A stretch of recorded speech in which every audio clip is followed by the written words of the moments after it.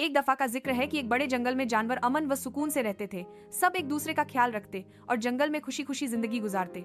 मगर एक दिन दूर दराज के इलाके से एक हाथी आया जो गुस्से में रहता था। वह बहुत शक्तिशाली था, लेकिन उसका गुस्सा उसे पागल बना चुका था। जब वह हाथी जंगल में दाखिल हुआ तो उसने पेड़ गिराना शुरू कर दिए, छोटे जानवरों को डराने लगा और पानी के जौहर को गंदा कर दिया जहाँ सब जानवर पीते थे।